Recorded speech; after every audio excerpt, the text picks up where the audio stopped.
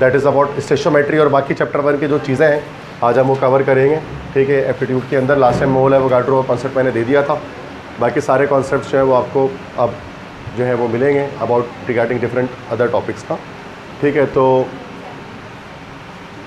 स्टेशोमेट्री का टॉपिक आज हमें डिस्कस करना है। स्टेशोमेट्री किसे किसे कहते हैं, व्हाट इज स्टेशोमेट्री? 2 वर्ड से निकला है स्टेशोमेट्री। स्टेशोमेट्री खुद एक ग्रीक वर्ड है। स्टेशो का मतलब होता है एलिमेंट और मेट्री के मतलब होता है कैलकुलेशन। तो स्टेशोमेट्री का मतलब हो गया कैलकुलेशन ऑफ एलिमेंट, मतलब एलिमेंट्स को कैलकुलेट करना, ठीक है। That is the simple meaning of स्टेशोमेट्री, the calculation of elements. स्टेशोमेट्री क्या है? It is the method to calculate the amount of reactant and product by using a balance chemical equation. एक balance chemical equation की मदद से reactants और products के जो हम अमाउंट को फाइंड आउट करते हैं, ये मेथड हमारे पास कहलाता है स्टेशोमेट्री।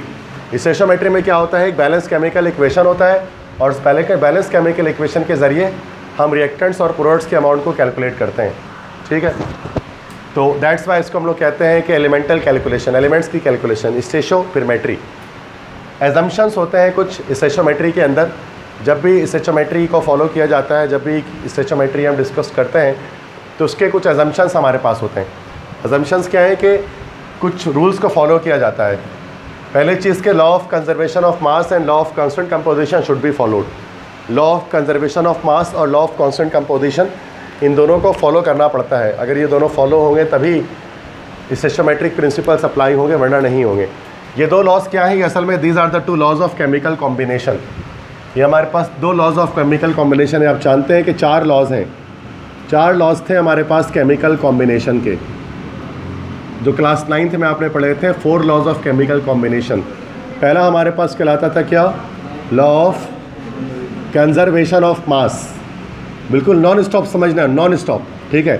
बी हमारे पास कहलाता है law of yes definite proportion, जिसको हम लॉ ऑफ कांस्टेंट कंपोजिशन भी कहते हैं।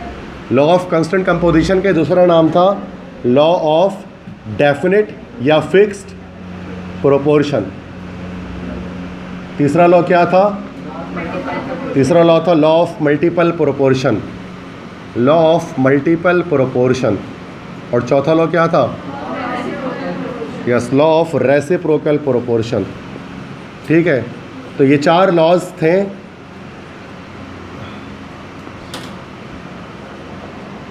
जो कि हमारे पास कहलाते हैं लॉज ऑफ केमिकल कॉम्बिनेशन।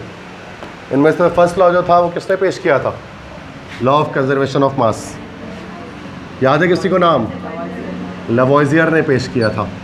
फिर इसकी जो एक्सपेरिमेंटल वेरिफिकेशन थी वो एच लैंडॉल्ट ने की थी, है ना। एच शेप ट्यूब एक्सपेरिमेंट आपने 9 में पढ़ा होगा। लॉ ऑफ कांस्टेंट कंपोजिशन किसने पेश किया था? पता है किसी को नाम इसका? लुइस प्राउस्ट ने पेश किया था। लॉ ऑफ मल्टीपल प्रोपोर्शन किसने पेश किया था? पता है किसी को नाम? जॉन डाल्टन ने पेश किया था। लॉ ऑफ रेसिप्रोकल प्रोपोर्शन पता है किसने पेश किया था? नहीं पता, रिचर ने पेश किया था। तो ये साइंटिस्ट थे जिन्होंने इसको पेश किया। लॉ ऑफ कांस्टेंट कंपोजिशन को जे बर्जीलियस ने एक्सपेरिमेंटल वेरिफिकेशन इसकी की थी, जे बर्जीलियस ने। तो ये 2 लॉज एलिमेंट्स पर अप्लाई होते हैं, ये 2 लॉज अलग कंपाउंड्स पर अप्लाई होते हैं। तो हम शुरू के 2 लॉज की बात कर रहे हैं, लॉ ऑफ कंजर्वेशन ऑफ मास और लॉ ऑफ कांस्टेंट कंपोजिशन। ये दोनों लॉज स्टेशोमेट्रिक रूल्स में अप्लाई होते हैं। लॉ ऑफ कंजर्वेशन ऑफ मास क्या कहता है कि matter can nether be created nor destroyed during a chemical reaction, या the total mass of reactant must be equal to the total mass of product through out the process, ठीक है। ये law of conservation of मास है, मतलब 5 kilo गोश्त और 5 kilo चावल मिलाओगे तो 10 किलो बिरयानी बनेगा। This is called law of conservation of मास, है ना। 5 बाय 5 का डेग होता है ना, तो 10 किलो का डेग होता है वो। 5 बाय 5 बिरयानी का भी ऑर्डर करवाया तो पता होगा। तो जितना रिएक्टेंट होता है उतना ही प्रोडक्ट आपके पास बनेगा। अगर हम कहते हैं H2 + O2 it forms 2H2O, balance कर लेते हैं। यहाँ पर देखोगे तो 4 ग्राम, यहाँ पर देखोगे 32 ग्राम और ये हो गया 36 ग्राम। तो देखो 32 और 4 और 32 को प्लस करो, 36 आ रहा है। The mass of reactant is equal to the mass of product. This is law of conservation of mass. ये फॉलो होना चाहिए तभी स्टेशोमेट्रिक प्रिंसिपल्स फॉलो होंगे, ठीक है। नेक्स्ट ये चीज़ के हेलो, तो लॉ ऑफ कंजर्वेशन ऑफ मास। दूसरी चीज़ क्या है? Law of constant composition. ये क्या कहती है? कोई भी कंपाउंड जब बनता है तो वो एक फिक्स कंपोजिशन से बनता है, उनकी कंपोजिशन फिक्स होती है। मतलब क्या कि ये 4 ग्राम ही मिलेगा और ये 32 ग्राम ही मिलेगा, दोनों के मिलने से 36 ग्राम बनेगा ये। अब अगर आप इसको 4 ग्राम के बजाय, मान लो आप इसको 4 ग्राम के बजाय आप 6 ग्राम कर दो तो बन तो जाएगा ये, लेकिन कंपोजिशन फिक्स रहेगी कंपाउंड की, कुछ हाइड्रोजन बच जाएगा इसके अंदर, 2 ग्राम बच जाएगा ना। दैट्स वाई इस रिएक्टेंट को हम लोग बोलेंगे जो बच गया ना, जो तो this is called excess reactant. और ये पहले ख़त्म हो जाएगा ऑक्सीजन इस हाइड्रोजन से पहले, ये बच जाएगा, तो जो पहले ख़त्म हो जाएगा वो कौन सा रिएक्टेंट होता है? This is called limiting reactant. ठीक है, तो बात सिंपल सी यही है कि ये दोनों लॉज फॉलो होने चाहिए जब भी स्टोइचोमेट्रिक प्रिंसिपल्स फॉलो हो। लास्ट ईयर MCQs आया था, उसमें ना MD कैट के अंदर आया था पिछले साल कि this law is followed in स्टोइचोमेट्रिक rules. पहला था लॉ ऑफ कंजर्वेशन ऑफ मास, दूसरा ऑप्शन था लॉ ऑफ कांस्टेंट कंपोजिशन, तीसरा था बोथ ए एंड बी, और चौथा था नन ऑफ दिस। तो सही आंसर इसका सी था, बोथ ए एंड बी। ठीक है, तो इस तरह के क्वेश्चंस आते हैं पेपर में MD कैट को। सेकंड है the reactions should be balanced. Reaction का बैलेंस होना ज़रूरी है। अनबैलेंस इक्वेशन से कभी भी स्टोइचोमेट्री अप्लाई नहीं होती अनबैलेंस में। वैसे बैलेंस किया हुआ ही देते हैं आपको, नहीं होगा तो कर लेंगे। ठीक है, तीसरा रिएक्शन शुड बी इरिवर्सिबल। कभी भी रिवर्सिबल रिएक्शंस पर स्टोइचोमेट्री अप्लाई नहीं होती, हमेशा इरिवर्सिबल पर होती है। इरिवर्सिबल तो पता है, जो सिर्फ फॉरवर्ड मूव करे, बैकवर्ड मूव ना करे। चौथा, no side reactions should occur. Side reactions नहीं होने चाहिए। साइड रिएक्शन से मुराद ना, हम ये एज्यूम करते हैं कि 100% रिएक्टेंट प्रोडक्ट में कन्वर्ट हो जाए, कोई साइड रिएक्शन ना हो। मिसाल के तौर पे अगर आयरन का आप किसी भी चीज़ से रिएक्शन कर रहे हैं, लेट से मान लो कि आयरन का रिएक्शन हम कर रहे हैं यहाँ पर HCl से, तो क्या बनेगा? FeCl2 बन जाएगा और हाइड्रोजन गैस अलग हो जाएगा, ये मान लेते हैं। तो ये एक इसका मेन रिएक्शन है जो चल रहा है। लेकिन सिर्फ यही नहीं रिएक्शन चल रहा होगा, और भी रिएक्शन आयरन के चल रहे होंगे। इन द मीन टाइम इसी दौरान आयरन ऑक्सीजन से रिएक्शन करके रस्ट बना रहा होगा। रस्टिंग का प्रोसेस तो स्पॉन्टेनियस प्रोसेस है ना, कंटिन्यूसली चलता रहेगा ये। लेकिन हम इसको इग्नोर कर देंगे, हमें लगेगा 100% Fe बस इसी चीज़ में यूटिलाइज हो रहा है, तो कोई भी साइड रिएक्शन अगर नहीं हो रहा है। साइड रिएक्शन मतलब एक्स्ट्रा रिएक्शंस हम हटा देते हैं। जैसे प्रोजेक्टाइल मोशन जो फिजिक्स में आप पढ़ते हैं ना, तो उसमें एज्यूम कर लेते हैं बहुत सारी चीज़ें हम, है ना, कि अर्थ की रोटेशन को नेग्लेजिबल कर देते हैं, एयर प्रेशर को नेग्लेक्ट कर देते हैं, है ना भाई। अगर वो नहीं करोगे तो उससे फ़र्क क्या पड़ेगा कि वैल्यूज़ में डिफरेंस आ रहा होगा उसकी वजह से। फिर आप 45 डिग्री पे मैक्सिमम एंगल क्या पता कि ना बने, मैक्सिमम रेंज। अगर हवा बहुत उधर चल रही होगी तो पहले ही आप बॉल गिर जाएगा नीचे, ऐसे ही है ना भाई। तो केमिस्ट्री में भी ऐसे ही करते हैं, एज्यूम करते हैं स्टोइचोमेट्री को करने से पहले। समझ में आ गई बात यहाँ तक? Next, स्टोइचोमेट्रिक relationships. स्टोइचोमेट्रिक रिलेशनशिप्स हमारे पास 3 तरह के होते हैं, मास मास, मास वॉल्यूम और वॉल्यूम वॉल्यूम। ये 3 हमारे पास कहलाते हैं स्टोइचोमेट्रिक relationships. Mass given mass required, mass given volume required, volume given volume required. ठीक है बच्चे, समझ में आ गई बात यहाँ तक? कुछ लिखना चाहते तो लिख लें। ठीक है, तो यहाँ तक समझ में आ गई बात? क्लियर है? अब एक एग्जाम्पल इसमें हम चेक करें कि फॉर एग्जाम्पल लेट से एक बैलेंस केमिकल इक्वेशन आपको क्या बताता है, वो 4 बातें आपको बता रहा होता है बच्चों। ठीक है, जैसे नाइट्रोजन और हाइड्रोजन रिएक्शन करके अमोनिया जब बन रहा है NH3, ठीक है, दैट्स कॉल्ड हेबर्स प्रोसेस। ठीक है, तो ये हेबर प्रोसेस से हम यहाँ पर बना रहे हैं अमोनिया गैस NH3। वैसे यहाँ पर एक अजम्पशन अप्लाई नहीं हो रहा बिकॉज रिएक्शन रिवर्सिबल होता है। वैसे मैं आपको एरो तो इरिवर्सिबल दिखा रहा हूँ ना, तो आपको इससे फ़र्क नहीं पड़ता। ठीक है, तो मुझे पता है कि ये इस पर अप्लाई नहीं होगा स्टोइचोमेट्री, क्योंकि ये रिवर्सिबल रिएक्शन, बट हम फिर भी कर रहे हैं, हमें क्या फ़र्क पड़ता है। हमें तो आसान इक्वेशन चाहिए था। आपको ये पेपर में इसमें टेंशन थोड़ी लेनी है। अच्छा, आप देखो, मोल, मास, वॉल्यूम और नंबर ऑफ मॉलिक्यूल, ये 4 चीज़ों पर चीज़ें बता रहे हैं आपको। मोल किस तरह बता रहे हैं कि देखो HCl से पहले जो 2 लिखा हुआ है, ये बड़ा नंबर, ये जो 3 लिखा हुआ है, ये 2 लिखा हुआ है, इस नंबर को क्या कहते हैं? क्या कहलाता है ये? This is called molar coefficient. इसको मोलर कोफिशिएंट कहा जाता है। ये मोल्स को डिटरमाइन कर रहा होता है, मोल्स बता रहा होता है। ठीक है, कि नंबर ऑफ मोल्स कितने हैं, how many number of moles are here. ठीक है, तो this is telling number of moles. तो अब n से पहले कुछ नहीं लिखा हुआ, तो अंडरस्टूड है क्या 1 लिखा हुआ है, तो 1 mole of nitrogen reacts with 3 mole of hydrogen to form 2 mole of ammonia gas. Okay है, ये समझ में आ गया सबको? सेकंड, मास की सूरत में क्या बता रहा है? दैट इज N2 है, तो 14 2 28, 28 gram of nitrogen reacts with 6 gram of hydrogen to form 34 gram of ammonia. 14 + 3 17, 17 2 34। Clear? तीसरा ये आपको इन टर्म्स ऑफ वॉल्यूम बता रहे हैं कुछ, but in terms of volume only at STP पर सिर्फ इस तरह से बताया गया। ये एसटीपी किसे कहते हैं? Standard temperature pressure. टेम्परेचर कितना होता है एसटीपी पर? बोलो 0 डिग्री सेंटीग्रेड या फिर केल्विन में 273 केल्विन, फ़ारेनहाइट में 32 डिग्री फ़ारेनहाइट। ये हमारा कहलाता है स्टैंडर्ड टेम्परेचर। कोई पूछे केल्विन स्केल में कितना है तो क्या बताएंगे?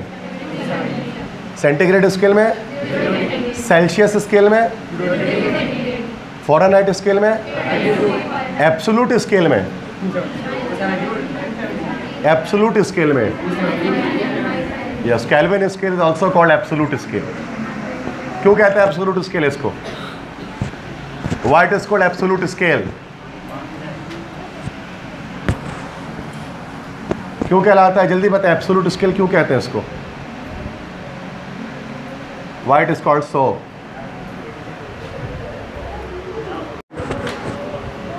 देखो एब्सोल्यूट, जो भी चीज़ एब्सोल्यूट होती है ना, उसकी वैल्यू कभी नेगेटिव में नहीं जाती, हमेशा पॉजिटिव में रहती है।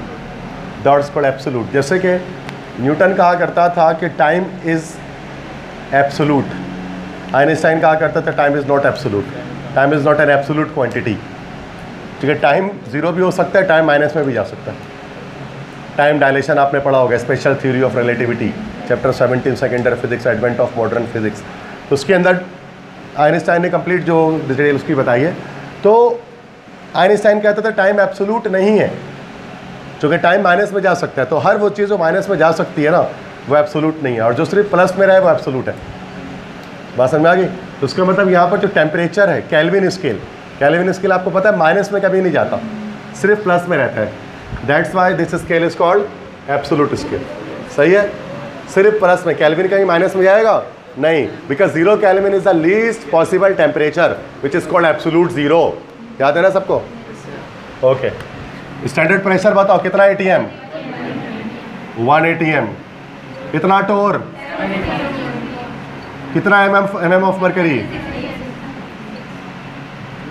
कितना सेंटीमीटर ऑफ मरकरी? कितना पास्कल? 101,325 पास्कल, या 1.01 इंटू 10 की पावर 5 पास्कल। 1 2 3 4 5। सही है, फिजिक्स में ऐसे लिखते हैं 1.01 10 की पावर 5 पास्कल। बात तो वही है, ठीक है? तो फिजिक्स में ऐसे लिखा होता है। अच्छा, ये SI सिस्टम है, सिस्टम इंटरनेशनल। अच्छा, कोई आपसे पूछा भाई न्यूटन पर मीटर स्क्वायर में बताओ, यही हो जाएगा, यही तो है न्यूटन पर मीटर स्क्वायर। पास्कल को कहा जाता है ना, फोर्स पर यूनिट एरिया। ठीक है, प्रेशर किलो पास्कल में, किलो पास्कल में यस, 1.325 kPa। ये फेडरल बोर्ड से, पंजाब बोर्ड से, किलो पास्कल। वो लोग इसमें लिख रहे होते हैं वैल्यू, kPa में भी लिख रहे होते हैं, किलो पास्कल। अच्छा, PSI में बताओ, 14.7 PSI। पाउंड पर स्क्वायर इंच में बताओ, यही होता है, इसी को पाउंड पर स्क्वायर इंच जो है ना, यही कहलाता है PSI। और ये कौन सा सिस्टम है हमारा? FPS सिस्टम के अंदर। ठीक है, तो ये हमारे पास कहलाता है, ये टेम्परेचर स्टैंडर्ड टेम्परेचर, और ये प्रेशर, ये सब एक ही है, कन्वर्जन से अलग अलग अलग अलग ना, ये सारी नंबर्स एक ही हैं, मतलब वैल्यूज़ एक वो है, मतलब मैग्नीट्यूड डिफरेंट है, क्वांटिटीज सब सेम है। ये सारे के सारे स्टैंडर्ड प्रेशर है। तो इस स्टैंडर्ड, इस टेम्परेचर, इस प्रेशर पर हम जानते हैं गैस का जो वॉल्यूम होता है, 1 मोल गैस का वॉल्यूम, इस खास टेम्परेचर और इस खास प्रेशर पर गैस के 1 मोल का जो वॉल्यूम होता है, उसको हम लोग क्या नाम देते हैं? That is called molar volume. कितनी होती है वैल्यू उसकी? 22.41 dm³। हम उसकी डेफिनेशन क्या निकालते हैं कि the volume occupied by 1 mole of a gas at STP is 22.41 dm³। This volume is called molar volume. सही है, इस वॉल्यूम को हम लोग कहते हैं मोलर वॉल्यूम।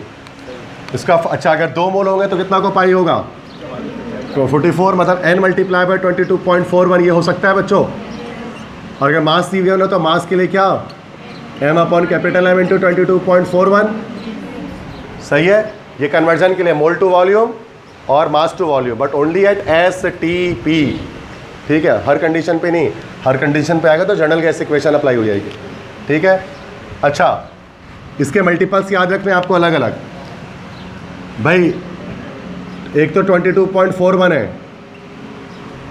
और अगर हाफ इसका करो तो कितना हो जाएगा 11.2, 11.2 का हाफ करो 5.56, ये हमारा 0.5 से मल्टीप्लाई हो करवाना, सॉरी ये 0.25 मोल के लिए, ये 0.5 मोल के लिए, ये 1 मोल के लिए, 2 मोल के लिए 44.82, 4 मोल के लिए, अच्छा 6 पहले 6 मोल के लिए निकाल लें, 3 मोल के लिए, 3 मोल के लिए 22 को 0.41 को 3 से मल्टीप्लाई कर दो तो 22 का हो गया 66 हुआ, ये 66 हुआ, लेकिन 66 लिखेंगे नहीं क्योंकि ये 4 जो है ना, ये 4 3 12 हो जाएगा, 12 मतलब 1.2, तो 66 में 1.2 ऐड करो तो क्या हो गया 67.2, ये आएगा कैलकुलेटर से आंसर आपका। भाई MD-CAT में कैलकुलेटर नहीं चलाना, दिमाग चलाओ, ठीक है, अलाउ है नहीं तो कैसे चलाओगे। चौथा, अब 4 टाइम्स करना है तो 44.82 का डबल, तो वैसे 88 तो आएगा ही आएगा ना, 44 का डबल 88 तो है ही है, और 6 का 6 8 4, अच्छा 8 को भी तो करेंगे, 8 को भी 4 से करेंगे, नहीं सॉरी इसको करेंगे ना 22 को, इसका डबल करें तो 8 का डबल 16 हो गया, तो 1.6 ऐड करेंगे कितना हो जाएगा 88 में 87.6, यही आएगा कैलकुलेटर से, सॉरी 88 से ही कहना 89.6, ठीक है। ये इसलिए बता रहा हूँ कि आपको मल्टीपल्स पता होने चाहिए कि 22.4 का डबल कितना होता है, 3 टाइम कितना होता है, 4 टाइम कितना होता है, हाफ कितना होता है, और 0.25 टाइम्स कितना होता है, ठीक है। इसको निकालने का टाइम नहीं होता पेपर में, टेस्ट में। इसी को ट्रिक के नाम से बोलते हैं कि भाई ट्रिक सिखा रहे हैं, ट्रिक नहीं है तो नॉर्मल बात है, इसको तो पता ही होना चाहिए आपको, ट्रिक थोड़ी ना ये चीज़ें तो कॉमन सेंस है, ठीक है। अच्छा, अब आ जाएं कि नाइट्रोजन कितना वॉल्यूम हो गई है इक्वेशन में, इसका 1 मोल है ना, तो 1 मोल कितना ऑक्यूपाई करेगा 22.41, और 3 मोल कितना करेगा 67.23, और 2 मोल कितना करेगा 44.82, बात समझ में आ गई। आखिरी चीज़, नंबर ऑफ मॉलिक्यूल्स की सूरत में ये बता सकता है, पढ़ा था पिछली क्लास में 6.02 × 10⁻23, क्योंकि एक है ना, 1 मोल है तो 6.02 × 10⁻23, इतना मॉलिक्यूल नाइट्रोजन का कितने मॉलिक्यूल से रिएक्शन करेगा हाइड्रोजन के 3n है, कितना हो गया ये आपका 1.806, याद है सबको 24 मॉलिक्यूल। अब बताओ कितना मॉलिक्यूल बन रहा है अमोनिया का 1.204 10 की पावर। तो ये सारी बातें आपको एक बैलेंस केमिकल इक्वेशन बताता है, मोल्स की टर्म में भी, मास की सूरत में भी, और वॉल्यूम की सूरत में भी, और साथ में नंबर ऑफ मॉलिक्यूल्स की सूरत में भी बताता है। तो ये पता होगी तो स्टोइचियोमेट्री स्टार्ट कर सकेंगे। क्लियर है यहाँ तक बात? तो मसला नो इश्यूज, आगे बढ़े। फर्स्ट टाइम में पढ़ा था, याद है ये सब कुछ? बाकी लेक्चर रिकॉर्ड भी साथ साथ चल रहा है ना, तो स्लाइड में वैसे बोर्ड पे लिखी हुई चीज़ें नहीं मिलेंगी। अगर आपको बोर्ड पे लिखी हुई चीज़ें चाहिए तो फिर आप रिकॉर्डेड लेक्चर निकालोगे, फिर वहाँ से लोगे। बट वो कैमरा एंगल इतना अच्छा नहीं है कि आपको दिख सके ठीक से, ना ही ब्राइटनेस उतनी अच्छी आ रही है। तो जो क्लास में बैठे हुए ना, उन्हीं को ज़्यादा अच्छा ये समझ में आ सकता है, और मैं जानबूझ के ज़्यादा अच्छा डालता भी नहीं उसमें, सिंपल सी बात है। मैं चाहता हूँ क्लास में फिजिकली बच्चे आकर बैठ कर पढ़ें और समझे सीखें।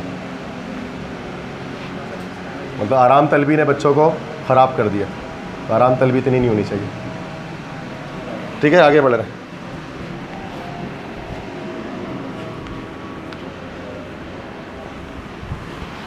हाँ बच्चे ये देखें, इसमें बताया जरा कितना मोल है हाइड्रोजन का, जल्दी बोले कितना मोल ऑक्सीजन से रिएक्शन पे। अच्छा नहीं, यहाँ पे बैलेंस ही नहीं हुआ, अब बैलेंस। कितना मोल है हाइड्रोजन का बोलो, और ऑक्सीजन का कितना मोल है, कितना मोल है वाटर का, परफेक्ट।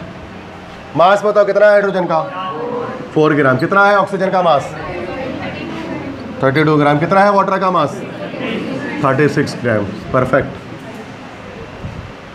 कितना वॉल्यूम है हाइड्रोजन का, कितना वॉल्यूम है ऑक्सीजन का,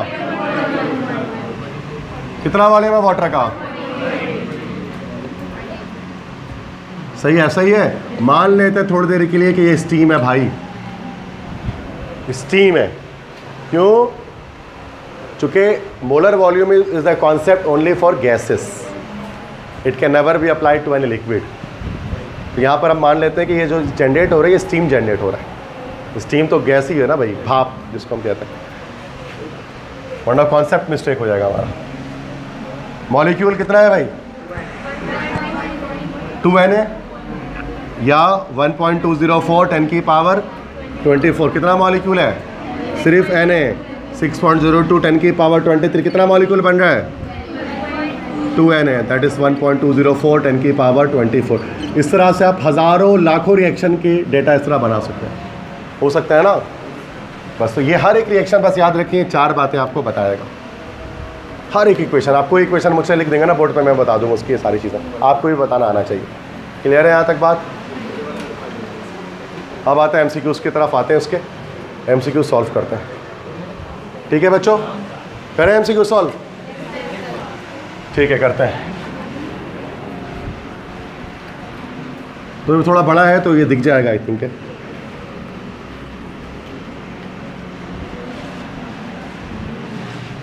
दिख रहा है सबको? ठीक है। What is the amount of ammonia gas produced by the reaction of 14 gram of nitrogen gas? 14 gram nitrogen gas से बताइए कितना नाइट्रोजन बनेगा। देखो, कोई यूनिटरी मेथड नहीं, कोई मोल मेथड नहीं, कोई फैक्टर मेथड नहीं, कोई रेशो मेथड नहीं, कुछ नहीं, सिर्फ लॉजिक, सिर्फ लॉजिक बस, और कुछ नहीं, सिर्फ लॉजिक। सेकंडों में आंसर लगाता है लॉजिक। हाँ बिल्कुल भाई, 28 ग्राम नाइट्रोजन से कितना बन रहा है? 36 ग्राम बन रहा है ना। अब 14 ग्राम से कितना बनेगा? अब इसका आधा हुआ तो उसका भी आधा कर दो, कितना हो गया ये? 36 का आधा 18 ग्राम। तो कौन सा आंसर करेक्ट हो गया हमारा? सब सॉरी 34 होगा ना ये, 34 का हाफ 17, ये ऑप्शन। समझ में आया कैसे हुआ? इस तरह डायरेक्टली करना है। पहले आप इक्वेशन से रिलेशन निकाल लो, फिर जो क्वेश्चन में पूछा वो रिलेशन निकालो, और सारे मल्टीपल्स में निकलेंगे। पेपर में मल्टीपल्स में ही आ रहा होता है। कोई कैलकुलेटर नहीं चलाना, एक कलम नहीं उठाना, डायरेक्ट आंसर आएगा अगर समझ रखते हो तो।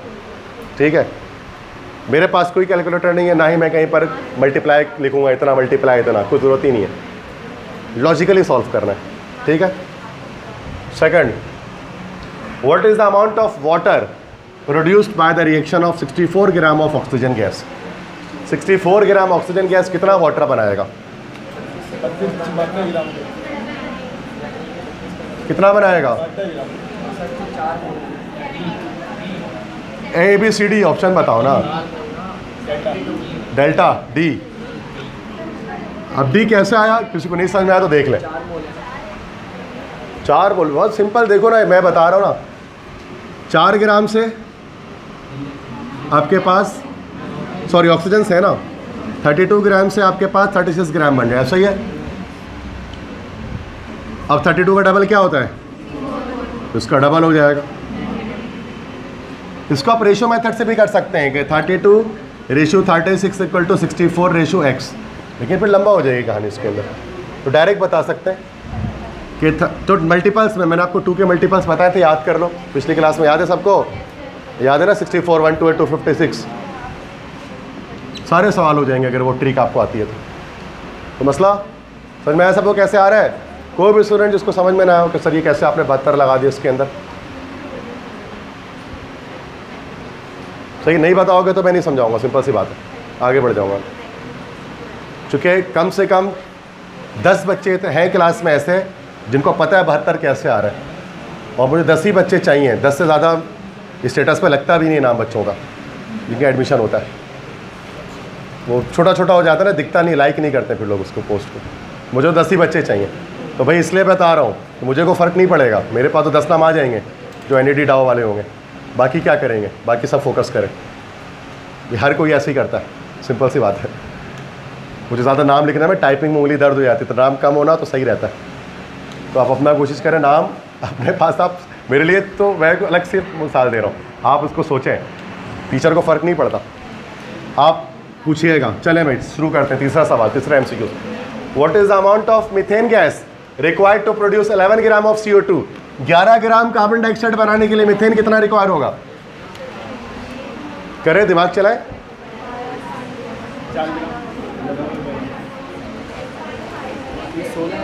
ABCD ABCD। मैं हर सवाल अभी सॉल्व भी कर दूंगा। डी वैसे कह रहे हैं आप सब, डी कह रहे हैं, कैसे डी आया? अच्छा, बाकी बच्चे जो सोच रहे हैं सर इनका डी कैसे आ गया था, मैं बता रहा हूँ इन लोगों के दिमाग में क्या चला है। भाई 44 ग्राम 16 ग्राम, आप 11 ग्राम में पूछा ना, एक एक स्टेप करके पीछे चले जाओ। पहले इसको हाफ करो, 22 ग्राम, इसका हाफ हो गया कितना, फिर इसका हाफ करो तो ये कितना हो गया, ये बस ये 4 आ गया, ठीक हो गया 4 यहाँ। समझ गए? तो बस सिंपल है, कोई ऐसा मसला नहीं है। डायरेक्ट आप नहीं कर सकते, स्टेप बाय स्टेप आधा करके जाओ। मैं आपको मल्टीपल्स में हमेशा याद करता हूँ, मल्टीपल्स याद है तो एप्टीट्यूड मसला नहीं है, ठीक है। 2 4 3 टाइम 4 टाइम 5 टाइम अजबर होना चाहिए आपको, इतना हो रहा है। 4 MCQs। What is the amount of ethane gas required to produce 54 gram of water? भाई इसको 54 ग्राम ऑफ वाटर बनाना है, कितना अमाउंट चाहिए होगा इथेन गैस का? 54 ग्राम बनाना है।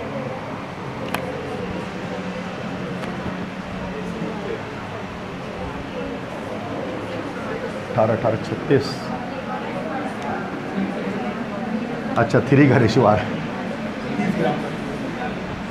कितने चाहिए होंगे पता है किसी को? थोड़ा सा मुश्किल हो जाएगा ये आपके लिए। क्या बता रहे हो तुम?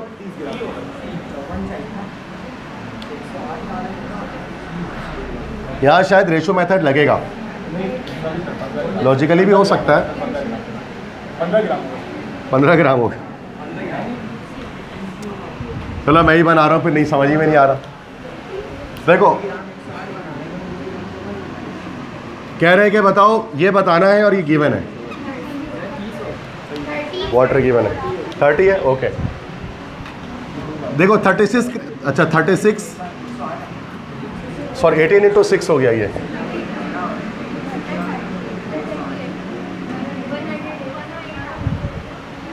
एटीन इंटू 6 कितना आ रहा है? 18 6 84, 6 8 48। अच्छा नहीं 108, ओके। तो 108 ग्राम, और ये कितना हो रहा है? ये हो गया हमारे पास 24 और 6 30 32 60 60 ग्राम। अब इसका आधा हो रहा है, हाफ हो रहा है, तो 53, जो ये 54 हो रहा है, 54 तो हाफ है ना, तो इसका भी हाफ कर दो 30 ग्राम, तो 30 ग्राम ही तो आंसर आ रहा है। सही है, ये ऑप्शन करेक्ट है, ये है ना। तो उसमें भी कोई कैलकुलेशन रिक्वायर्ड नहीं थी, थोड़ा सा था कि थोड़ा काम ज़्यादा करना पड़ा, हमें करके देखना पड़ा कि ये कितना हो रहा है। मतलब जिसमें करना है वहाँ कर सकते हैं, थोड़ा पेन पेंसिल इस्तेमाल कर लिया MD कैट के अंदर, कोई ऐसा मसला नहीं है। पेज दिया जाता है वहाँ पे, रफ वर्क के लिए पेज LED में भी देते हैं, रफ वर्क के लिए पेज आपको PMC में भी देते हैं, दोनों जगह देते हैं।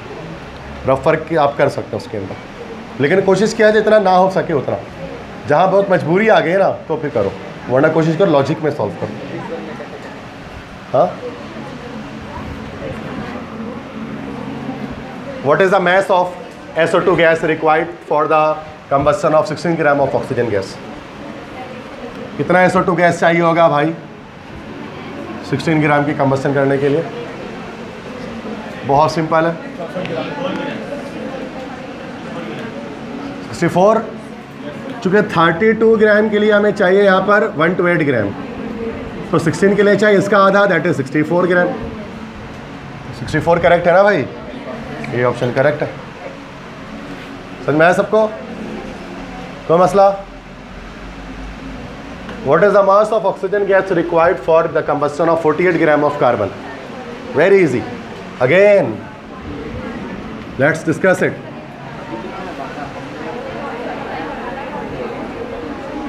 हाँ जी,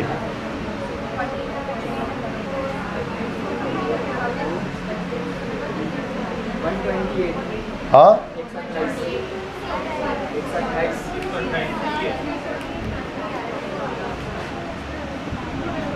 भाई 12 के लिए चाहिए 48, 24 के लिए सॉरी 32, 24 के लिए चाहिए 64, 48 के लिए चाहिए सेकंडों में आंसर्स हैं, सेकंडों में, फिंगर टिप्स पे, कोई हार्ट बीट तेज करने की जरूरत नहीं है इसमें, इजी। ठीक है, आ रहा है ना आंसर, कुछ है ही नहीं, लिफ्ट ही नहीं करा रहे हैं हम इसको, भाई तुम कुछ हो ही नहीं, ऐसा है ना, ऐसा सॉल्व कर रहे हैं कि कुछ है ही नहीं भाई ये तो, वरना बच्चे कैलकुलेटर लेके 4 कैलकुलेटर लैपटॉप लेके सॉल्व कर रहा होता उसको, भाई क्या है, कुछ भी नहीं है ये, उसको लिफ्ट नहीं करा होता था, देखने में है कि सर ये तो मल्टीप्लाई करना पड़ रहा है, कुछ भी नहीं है, सब लॉजिक है। नेक्स्ट, अच्छा मोल कॉन्सेप्ट आ रहा है, how many moles of rust can be produced by the reaction of oxygen gas on 4 moles of iron, 5 moles of iron. कह रहे बताएं कितना मोल रस्ट का बनेगा अगर 5 मोल आयरन इस्तेमाल करेंगे।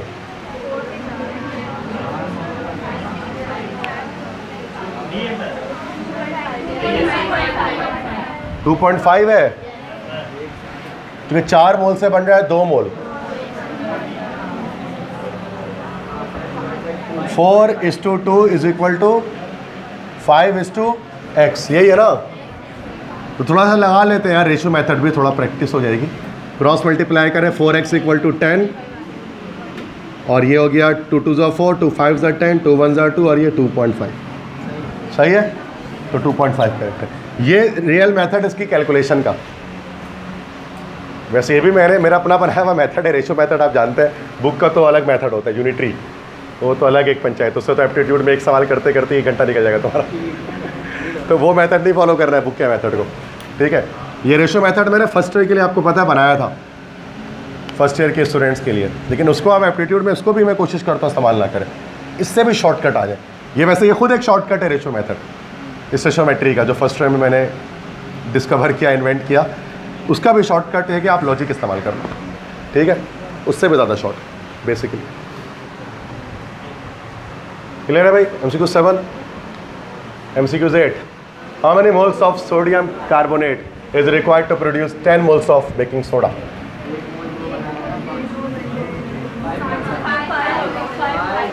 एक मोल 2 बना रहे हैं तो 5 मोल 10 बनाएगा, सही है।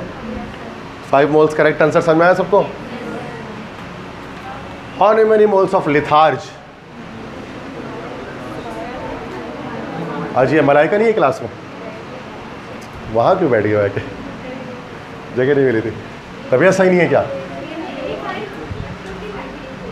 अच्छा अच्छा अच्छा, answer how many mole of litharge, litharge आपको पता है चैप्टर 4 पढ़ा था ना सेकेंड ईयर, मुर्दा संग, PVO, ठीक है, रेड लाइट पिगमेंट संदूर बनाने के लिए इस्तेमाल करते हैं जला के उसको। कितना लिथार्ज रिक्वायर होगा 5 मोल ऑक्सीजन गैस के लिए रेड लाइट पिगमेंट बनाने के लिए? हाँ भाई,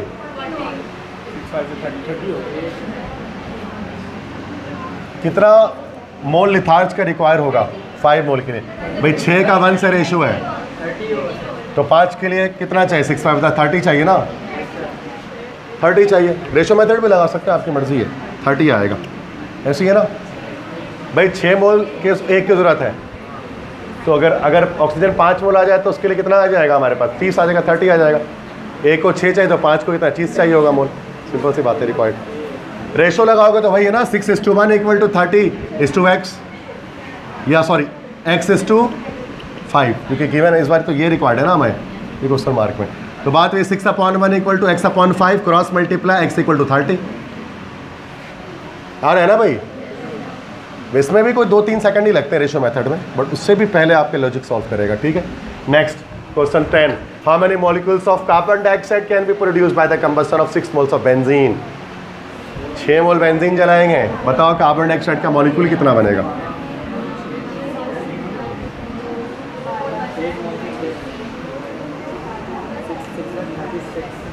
कितने मॉलिक्यूल्स बनेंगे CO2 के?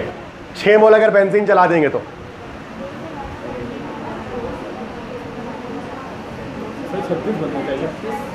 अच्छा, कोई ऑप्शन नहीं है?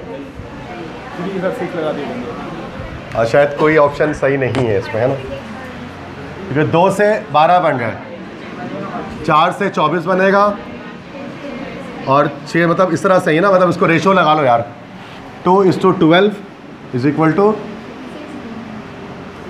6:x, तो 2/12 equal to 6/x, 2x is equal to 6 × 12, 2 1 ज़ा 2, 2 6 ज़ा 12, 6 6 ज़ा 36। ये 36 होना चाहिए था, चारों ऑप्शन गलत है। सही है, तो 36 NA सही है। आप मल्टीप्लाई कर देंगे तो आंसर भी हमारे पास कुछ ना कुछ आ ही जाएगा। अगर हमें एग्जैक्ट नंबर चाहिए हो तो मैंने NA की सूरत में आंसर लिख दिया। क्लियर है?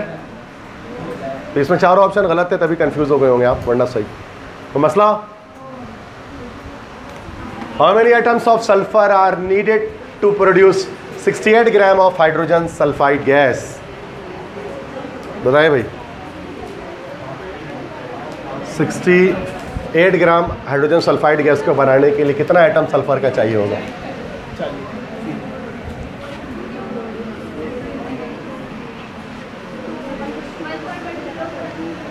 ABCD C 32 + 2 34, इसका डबल 68। तो 32 के लिए चाहिए हमारे पास यहाँ पर 1 मोल चाहिए, मतलब 6.02 × 10⁻23 इतने एटम्स चाहिए होंगे सल्फ़र के। 64 के लिए कितना चाहिए होगा? इसका डबल चाहिए होगा।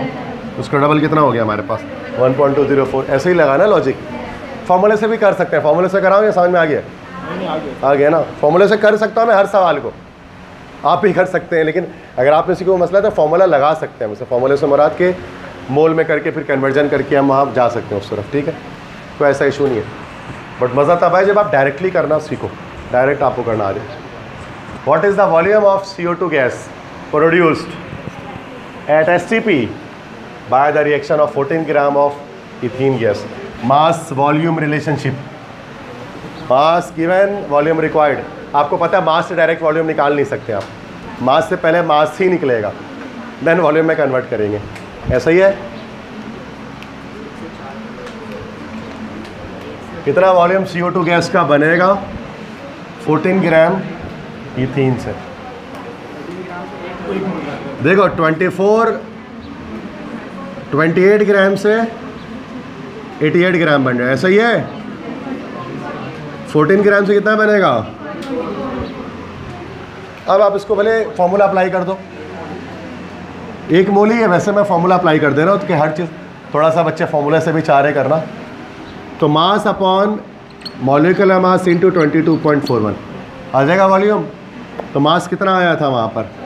44 डिवाइड बाय 44 इंटू 22.41, कितना आंसर आया? 22.41 डेसीमीटर क्यूब। सही है। तो मतलब हम पहले मास करके मास मालूम कर लेंगे, देन इस फॉर्मूले से हम इसको कन्वर्ट कर लेंगे किसमें? वॉल्यूम के अंदर।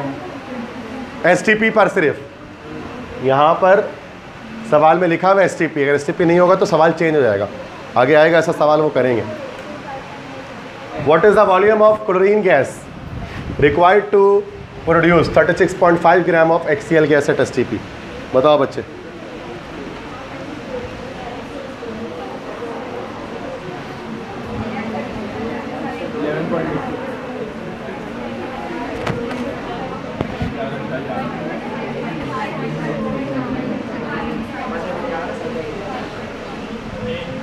कितना वॉल्यूम क्लोरीन गैस का चाहिए होगा 36.5 ग्राम HCl को प्रोड्यूस करने के लिए?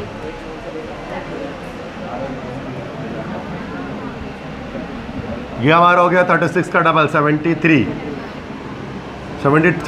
ग्राम हुआ ना, ये 71 ग्राम से बन रहा है ये। ऐसा ही है। अच्छा आपसे क्या कह रहे हैं भाई? ये हमारे पास क्या आ गया 36.5, हाफ हो गया ना, ये भी हाफ हो जाएगा 35.5 ग्राम। अब निकाल लेंगे volume. Mass over molar mass into 22.41, mass is 35.5, Cl2 का मोलर मास 71, 22.41, तो ये हो गया 1 और ये हो गया 2, 22.41 डिवाइड बाई 2 दैट इज 11.82। यही आ रहा है? समझ में आया कैसे मैंने लगाया, क्या तरीका अपनाया है, मेथड अपनाया है? आपको समझ में आ रहा है? बहुत प्रैक्टिस, एक ही सवाल घुमा रहा हूँ आगे पीछे करके, ये सब मेरे अपने सवाल हैं, आपको देख के समझ में आ जाएगा। मैं इसी तरह सवाल घुमा रहा हूँ तो आगे पीछे ज़रूरत नहीं होती है। प्रैक्टिस जो आप घर पे करने वाले मैं यहीं पे करा दे रहा हूँ, बात वही है। कॉन्सेप्ट तो दे चुका हूँ बट घर के प्रैक्टिस क्लासरूम में कर रहे हैं। 14 MCQs देखो। What is the volume of hydrogen gas produced by the reaction of 4 litre of HCl। Volume relationship direct लगेगा, जैसे मोल मोल आप लगाते हैं वैसे ही डायरेक्ट लगेगा relationship. Yes, hydrogen gas HCl 2 से 1, 4 से 2, 2 litre, C option. Direct relationship है वॉल्यूम। ठीक है,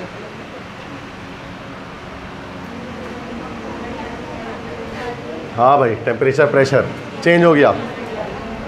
कह रहे बता कितना वॉल्यूम CO2 गैस का बनेगा bye the reaction of 52 gram of acetylene. Acetylene आप सब जानते हैं, इथाइन को कहते हैं। कितना ग्राम बनेगा कार्बन, कितना वॉल्यूम बनेगा इसका जब हम 52 ग्राम एसिटाइलिन यूज़ करेंगे? तो भाई सबसे पहले तो मास निकलेगा, मास निकालेंगे सबसे पहले। ये 24 और 2 26, 26 टू दा 52। 52 ग्राम से बन रहा है 44 इंटू 4 176 ग्राम। 52 से तो पूछा था, सही है। ये मास निकल गया, मतलब डायरेक्ट इक्वेशन से रिलेशन निकल गया, तब कर रेशो मेथड अप्लाई नहीं करना पड़ा। अब हमसे कह रहे हैं बताओ कितना वॉल्यूम बना CO2 गैस का। अब मसला पंगा यहाँ पर यह है, अब यहाँ हम वॉल्यूमेट STP अप्लाई नहीं कर सकते, क्योंकि क्या कह रहे हैं कंडीशन देखो, 27 डिग्री सेंटीग्रेड और 300 ATM प्रेशर, मामला ख़राब हो गया। तो अब यहाँ पर क्या होगा कि STP नहीं है तो लिखेगा journal gas equation. Journal gas equation लगेगी PV = nRT, याद है सबको? वॉल्यूम = nRT अपॉन P या MRT upon capital M capital P। Values put करते हैं। M मास हो गया आपके पास 176, R हो गया 0.0821, टेम्परेचर हमारे पास हो गया केल्विन में रखना है, तो 27 प्लस 273 300 आ गया। टेम्परेचर हमेशा केल्विन में आता है 300। कैलकुलेटर नहीं चलाना है। कैपिटल M कितना है? Capital M molecular mass 44 into capital P pressure ATM में ही दिया हुआ है। अच्छा, मैंने तो जानबूझ के सवाल ही ऐसा डाला कैलकुलेटर चलाने ही नहीं पड़े। तुमको पता है मैं चालाकी करता हूँ सवाल बनाते हुए, तुम्हें पता 300 कट रहा है, मैंने डाले ही ऐसा, वरना टेम्परेचर आगे पीछे होता है। प्रेशर नॉर्मली क्या होता है 1.22 इस तरह से आता है, तो 300 कट गया ये, सही है। अब 44 को 44 1 ज़ा 44 44 4 ज़ा, अब जस्ट 4 को मल्टीप्लाई करना है 0.08 से, ये रह गया ना भाई। पॉसिबिलिटी है, बहुत सिंपल पॉसिबिलिटी है। देखो 4 8 ज़ा 32, 4 8 ज़ा 32 होता है ना, ये इस 8 से इस 4 को मल्टीप्लाई कर दो, 4 0 32 हो जाता है, तो ये हो जाएगा 0.32। आंसर है 0.32, कोई है ही नहीं, तो 4 ऑप्शन गलत है। तो ये ऑप्शन हमारे पास हो गया 0.32 लीटर। देखो मैं फिर बता रहा हूँ मैंने कैसे किया मल्टीप्लायर्स को, ट्रिक देखो। देखो 4 को मल्टीप्लाई करना तो 0.0821 से। क्या तरीका होता है, इस 8 को ना जो पहला नॉन ज़ीरो डिजिट है उसको मल्टीप्लाई कर दो, 4 8 ज़ा 32, अब 32 है ना, तो ये नंबर काट के 3 और 2, मतलब ऐसा नहीं कि इस 82 की जगह 32, 2 डिजिट का है तो एक ज़ीरो की जगह पर 3 लगा देंगे ना, तो 3 और फिर 2, ये हो गया 0.32। ठीक है, उसी का लगा जाता है, ये तरीका है, ये करता है। समझ में आ गया सबको? तो इसमें कैलकुलेटर रिक्वायर्ड नहीं थी, विदाउट उसके हो गया ये। जो NED वाले हैं वो तो इस्तेमाल कर ही लें, उनको तो टेंशन ही नहीं है, उनको तो आंसर आने ही आना है। NED वाले तो यूज़ करेंगे ना, उनको तो मसला ही कोई नहीं है। लेकिन फिर उनके नंबर भी तो ऐसे ही हैं। NED वाले अगर हैं तो 100 में से 92 93 उठा लेते हैं आराम से। कराची के अंदर रहते हुए कराची के बच्चे 92 93 भी उठा रहे 100 में से टेस्ट के अंदर, लेकिन MD कैट वाले आपको 200 में से 195 उठाते हुए नहीं दिखेंगे। पूरे पाकिस्तान से एक आध बच्चा भी आपको मिलेगा जो 195 196 उठाएगा। रीज़न यही है ना कि वहाँ कैलकुलेटर अलाउ नहीं है, बहुत सारी चीज़ें हैं जिसकी वजह से नंबर तेज़ी में गिरते हैं, बहुत तेज़ी में गिरते हैं। जबकि एनईडी में इतने तेज़ी में नंबर गिरते नहीं है। बहुत हद तक बच्चा बचा लेता है अपने नंबर को, 90 तक भी पहुंचा देता है नंबर को, 85 90 तक ईजिली। बट एमडी कैट में आप 200 में से 190 195 इतने आराम से नहीं पहुंचा सकते, इतने आराम से कि 190 में तो टॉप हो जाओगे आप, ठीक है, और इतना दूर तो जाना ही नहीं है तो मतलब हार्ट अटैक हो सकता है ना, इसलिए मतलब नेशनल टॉपर बन गया है तो मसला हो जाएगा ना अभी। तो थोड़ा पीछे रहे बंदा तो एडमिशन हो जाए, ऐसा नहीं होगा हार्ट अटैक ही आ जाए। इतनी खुशी ना मिले, इतनी खुशी मिले जो हम हजम कर लें, इतना मिल जाए कि MBBS में एडमिशन हो जाए, बहुत इतनी खुशी। लेकिन टॉप करना तो एक अलग ही चीज़ हो गई ना, तो पाकिस्तान में एक बच्चा करेगा नेशनल टॉपर जो बनेगा, ठीक है। बट फिर भी कर सकते हैं, मैं ऐसे ही बता रहा हूँ, जैसे ना लाइटर नोट में बता रहा हूँ कि है, वरना आप कर सकते हैं। आप पूरा 100 में से 100 लाए भाई, अब 200 में 200 लाए, कौन रोकेगा आपको, ठीक है। बट बहुत बड़ी बात होती है, ठीक है। लिमिटिंग रिएक्टेंट, तो स्टोइचियोमेट्री के तो काफ़ी सवाल कर लिए, दिल भर गया। अब आगे बढ़ते हैं। उकताना शुरू हो जाता है ना बच्चे, एक ही न्यूमेरिकल बार बार करके। लिमिटिंग रिएक्टेंट क्या बताया था अभी मैंने आपको, क्या होता है limiting reactant? The reactant which is consumed first in any chemical reaction is called limiting reactant. किसी केमिकल रिएक्शन में जो रिएक्टेंट पहले ख़त्म हो जाता है वो लिमिटिंग रिएक्टेंट है, और जो बाद में ख़त्म होता है वो कौन सा रिएक्टेंट होता है? एक्सेस रिएक्टेंट होता है। या वो रिएक्टेंट जो लीस्ट अमाउंट ऑफ प्रोडक्ट की फॉर्मेशन करता है वो क्या होता है? लिमिटिंग रिएक्टेंट होता है। और जो मोर अमाउंट ऑफ प्रोडक्ट की फॉर्मेशन करता है वो एक्सेस रिएक्टेंट होता है। लिमिटिंग रिएक्टेंट आपको एक्चुअल ईल्ड देता है, एक्चुअल ईल्ड देता है, बल्कि ये वाला पॉइंट अभी आप हटा दो फिलहाल, या परसेंटेज ईल्ड में आपको सिखाऊंगा। एक्चुअल थ्योरेटिकल ईल्ड अभी छोड़ दो, अभी समझ में नहीं आएगा, बाद में देखेंगे। अभी बस हमें ये पता होना चाहिए लिमिटिंग रिएक्टेंट क्या है और एक्सेस रिएक्टेंट क्या है। लिमिटिंग रिएक्टेंट जो लीस्ट अमाउंट ऑफ फ्लोरेट बताएगा, और एक्सेस रिएक्टेंट जो मोर अमाउंट ऑफ फ्लोरेट बनाएगा। बात समझ में आ गई? अगर दो रिएक्टेंट है, एक ए है और एक बी है, और दो मिलकर सी बना रहे हैं। हाँ जी बच्चों, ए और बी मिलकर सी बना रहे हैं। मान लो ए जो सी बना रहे हैं वो 100 ग्राम बना रहे हैं, और बी जो सी बना रहे हैं वो 150 ग्राम बना रहे हैं। तो बताओ लिमिटिंग रिएक्टेंट कौन सा है, ए के बी, और एक्सेस रिएक्टेंट बी। समझ में आ गई बात? अब करते हैं उसके एमसीक्यूज। देखो, 100 ग्राम of nitrogen gas reacts with 100 gram of hydrogen gas, find out the actual mass of ammonia gas produced. दोनों 100 ग्राम मिला दिए, बताओ कितना अमोनिया गैस बनेगा। दोनों 100 ग्राम मिला दिए, तो डायरेक्टली आप इसको इजीली आप बता सकते हैं, ठीक है। तो पहले तो नाइट्रोजन के लिहाज से आप निकाल लो। तो 28 ग्राम कितना बना रहा है भाई? 34 ग्राम। और 100 ग्राम कितना बनाएगा? x ग्राम बनाएगा। तो 28 से 34, 28 upon 34 equal to 100 upon x। 28x equal to 100 into 34, x equal to 100 into 34 upon 28, ठीक है। आप इसमें थोड़ी आपकी कैलकुलेशन वर्क इसके अंदर रिक्वायरमेंट होगी इसकी। अच्छा, फिलहाल इसको हम थोड़ा सा ना अपने लिहाज से लॉजिकल पेपर इसको यहीं पर निकाल के अभी फ़िलहाल छोड़ देते हैं, ठीक है। वैसे वैल्यू निकालने वो कह रहे हैं ना, ये तो वैल्यू तो निकालनी पड़ेगी, ओके। तो 134, ये तो 34 है, 3400 हो गया ये, ठीक है। और ये हमारे पास हो गया 28। कट आउट कर लेते हैं, 2 से कर लेते हैं। 2 का ये 16 आया पहले ये, और ये 2 1700 आया।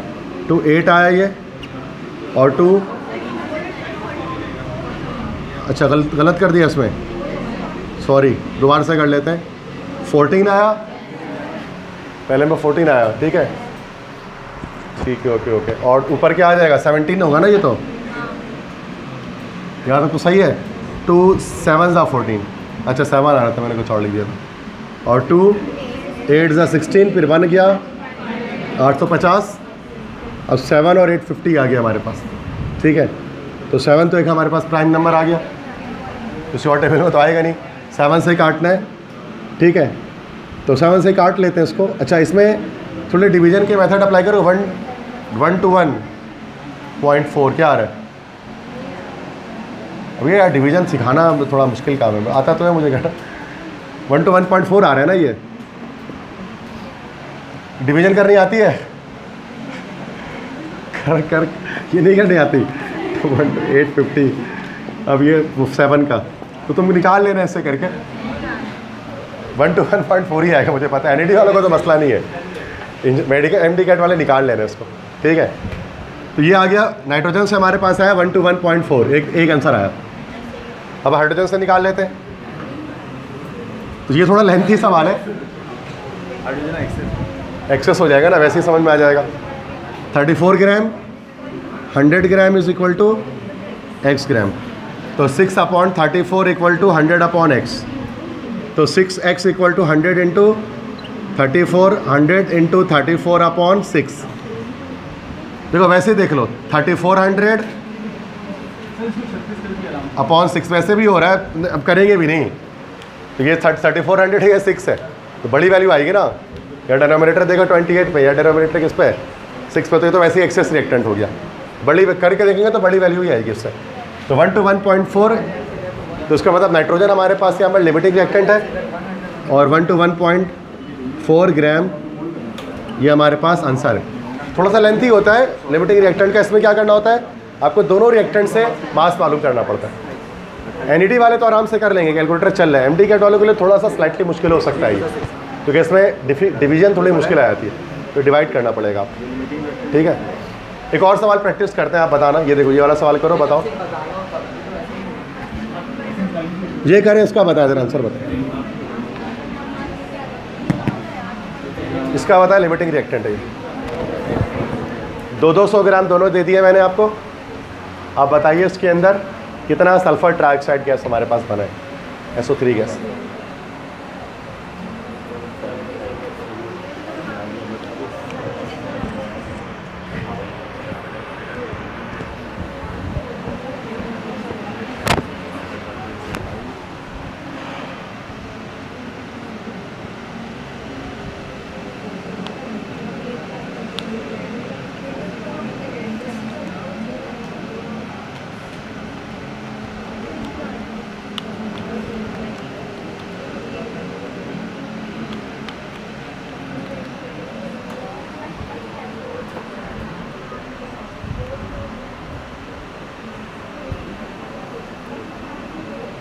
तो बताएं इसमें लिमिटिंग रिएक्टेंट कौन सा है, या फिर कितना एक्चुअल है।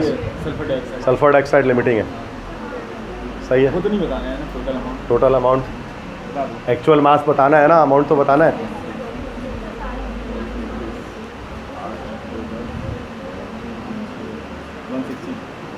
$160 160, तो 128 is to, गलत बता दिए, 132 48, 4 2 10, 4 5 6 7 और 8 80, 82 160। 128/160 is equal to 200/x। 128x equal to 200 into 160, 200 into 160 divide by 128।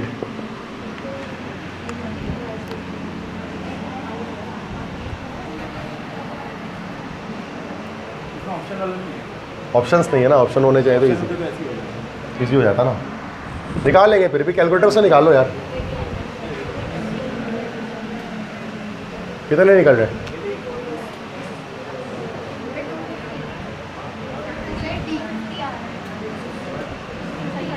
$250। तो SO2 हमारे पास है, लिमिटिंग रिएक्टेंट होगा। बाकी उसको कैलकुलेशन करेंगे तो 250 पे ही रुकेगा आकर ये। अब इसको कैलकुलेशन की नहीं है मैंने, अब इसमें कर सकते हैं, देखो कर रहे, कर लेते हैं यार। 2 6 12, 2 4 64 हो गया, ये 100 हो गया, ये 32 हो गया, ये 50 हो गया, ये 16 हो गया, ये 25 हो गया, ये 8 हो गया, ये 80 हो गया, ये 4 हो गया, ये 40 हो गया, ये 2 हो गया, ये 20 हो गया, ये 1 हो गया, ये 10 हो गया। 10 और 25 मल्टीप्लाई हुआ तो 50 हो गया। बोरिंग काम है यार ये, पता हो जाएगा, लेकिन तो लगता है 1 2 के बच्चे दोबारा से बन गए, काटे जा रहे आ रहा है ना 250, सही है। बाकी कैलकुलेटर में तो डायरेक्ट आ जाएगा, कोई इतने करने की ज़रूरत नहीं पड़ेगी। सही है, क्लियर है यहाँ तक? आज आप नेक्स्ट आते हैं, लिमिटिंग रिएक्टेंट समझ में आ गया ना सबको? भाई घर पे जाके दोबारा सारे क्वेश्चन सॉल्व कर लेना, स्लाइड भेज दूंगा तो कॉपी पे, ताकि प्रैक्टिस हो जाए अच्छे से। परसेंटेज यील्ड, परसेंटेज यील्ड किसे कहते हैं? ये टॉपिक मोर इम्पॉर्टेंट है, ज़्यादा इम्पॉर्टेंट है एमडी कैट के लिए, क्योंकि पंजाब बोर्ड से टॉपिक है ये। परसेंटेज यील्ड समझना जरा।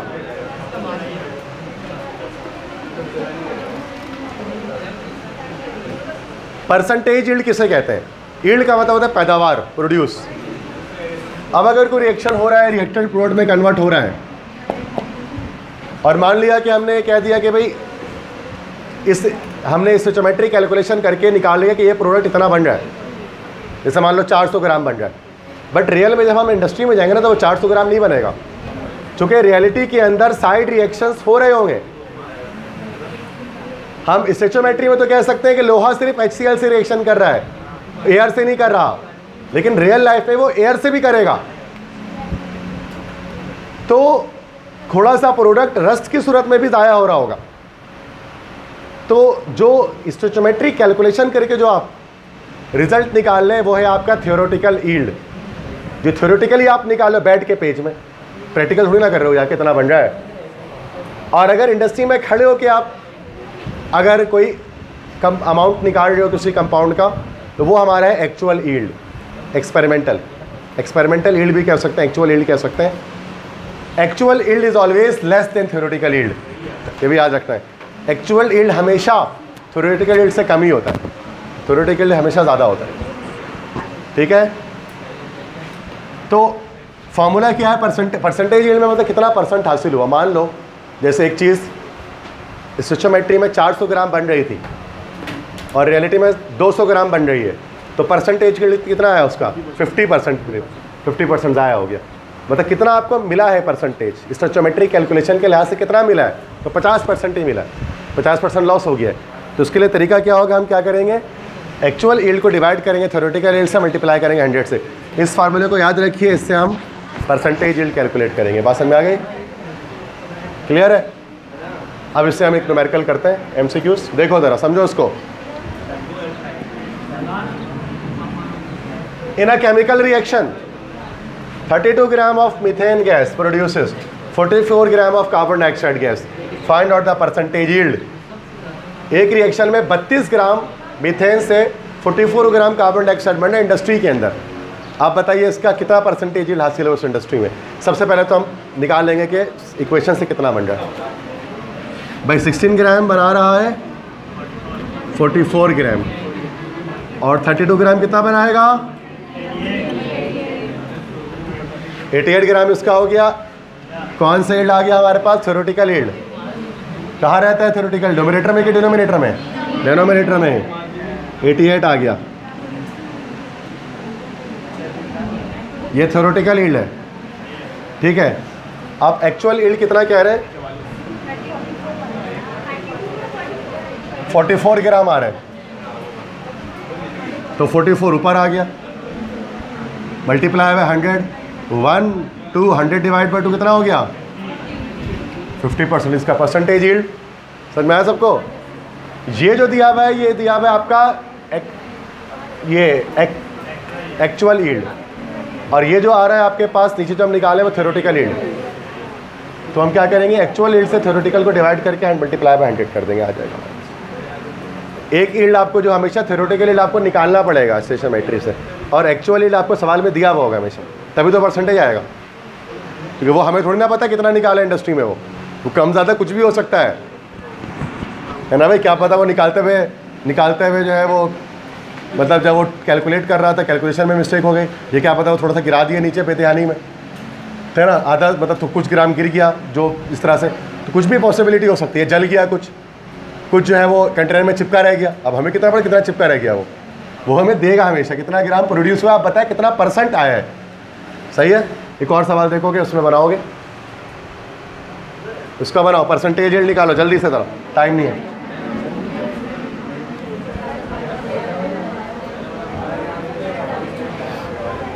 12 ग्राम कार्बन बना रहा है 11 ग्राम कार्बन डाइऑक्साइड। बता कितना परसेंट हासिल हो रहा है? 25% आ रहा है। ये वैसे 44 आना चाहिए था, आ रहा 25 है। चूँकि वजह क्या है कि दैट्स 11/44 इंटू 100, ठीक है। 1/4 100/4 25। क्लियर है? अच्छा, मॉलिक्यूलर फार्मूला इसका आखिरी टॉपिक है। इसके एमसीक्यूज़ को सॉल्व कर लेते हैं। ये बड़ा आसान है यार, ये पढ़ी हुई चीज़ है। मैं डायरेक्ट एमसीक्यूज़ पे आ रहा हूँ, थ्योरी नहीं बता रहा इसकी, ठीक है।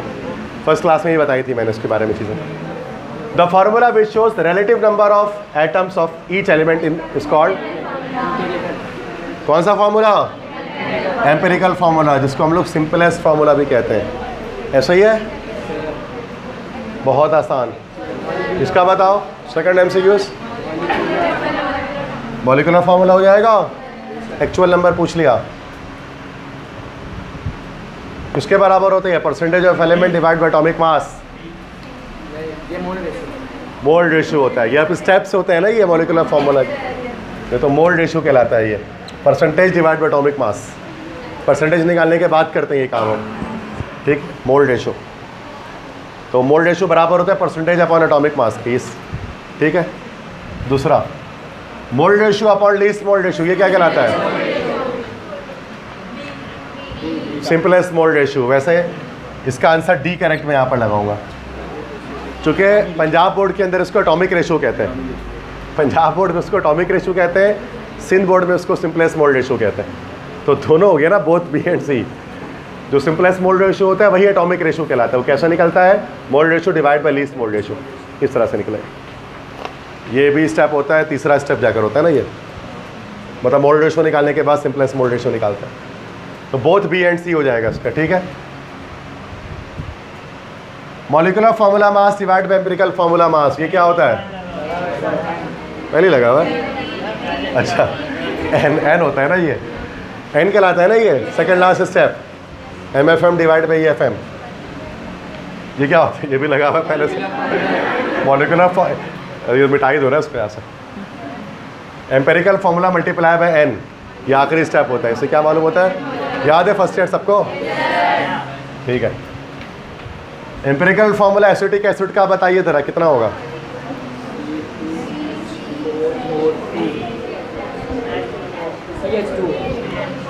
CH2 आएगा, ये C2H4O2 आ रहा होगा, उसको जब कंबाइन करेगा। समझ में आया सबको कैसा? Empirical formula mass of benzene, अरे एम्पिरिकल फार्मूला मास बोल रहे, CH कहाँ से आ गया? यस, CH का निकालना है तो 12 और 1 13, ठीक है, 13 आ गया, सही है। समझ में आया सबको? एम्पिरिकल फार्मूला पूछा तो वो CH ही होता है, सबको पता है। एम्पिरिकल फार्मूला ग्लूकोज का क्या होगा? ग्लूकोज नहीं है, सॉरी, है सक्रोज है। सी, यस मुसाफिर राइट, ए होगा। C12H22O11, इसका एम्पेरिकल पॉसिबल ही नहीं है, जो उसका मॉलिक्यूलर है वही इसका एम्पेरिकल है। हाँ, इसका एम्पेरिकल फॉर्मूला अलग नहीं होगा, जिसका कि क्या काट सकते थे इनको एक नंबर से? नहीं कटेगा ना, तो कहाँ से आएगा? हाँ बच्चे, the empirical formula of a compound is C2H5। The molecular formula of this compound, the molecular formula mass ही होगा of this compound is twice that of its empirical formula. Find its molecular formula. क्योंकि n की value 2 निकल जाएंगे ना यहाँ, जब बोला n की वैल्यू 2 है तभी तो molecular formula mass double of empirical formula mass है। जब n 2 निकलेगा तो उसको 2 से मल्टीप्लाई करेंगे, क्या आ जाएगा? C4H10। समझ में आया? n की वैल्यू 2 है, इसका मतलब ये है। यस, दोबारा बता दो उसको। ये वाले पॉइंट इसके अंदर में है कि the molecular formula of this compound is twice that of its empirical formula. मतलब देखो n क्या होता है? MFM divide by EFM। जब ये आएगा उसके बाद ही हम क्या करेंगे? मॉलिक्यूलर फार्मूला मालूम करेंगे, ऐसे करके, है ना भाई? पहले n चाहिए, MFM पता नहीं, ये बोला है बस MFM डबल है, ये FM का डबल है। तो कुछ तो होगा, ये FM कुछ तो होगा, X होगा और इसका डबल है। डबल है तो कितना हो गया? लो मैथमेटिक्स लगाओ बिला वजह में, आ गया 2। अब इस 2 से मल्टीप्लाई कर दो। मुझे तो बोरिंग लगता है ये मैथ लगाना ऐसे करके, डायरेक्ट लॉजिक लगाए बंदा। ये हो गया C4H10, बात तो वही आया, आ गया। ट्वाइस जब बोल दिया तो उसका मतलब n की वैल्यू 2 हो गई। सही है, क्लियर है, समझ में आया सबको? आप next 11, the empirical formula of a compound is CH2O। देखो देखो निकालो यार क्या है, क्या लिखा। हाँ जी, क्या है आंसर इसका? पक्का?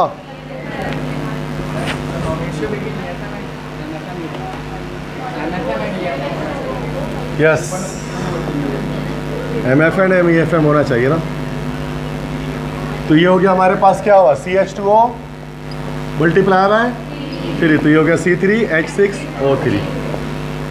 डी ऑप्शन करेक्ट है। क्लियर है भाई? तो दिस इज 11। ये बताइए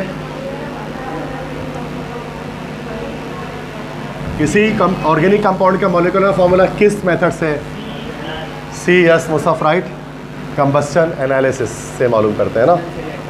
यस, जलाकर फिर हम फॉर्मूला निकालते हैं। तो कंबस्शन एनालिसिस वो तरीका है जिसके ज़रिए हम मॉलिक्यूलर फॉर्मूला डिटरमाइन करते हैं किसी भी ऑर्गेनिक कंपाउंड का। कंबस्शन करवा के जला के उसको, फर्स्ट टाइम में किया था, ऐसा याद है कुछ?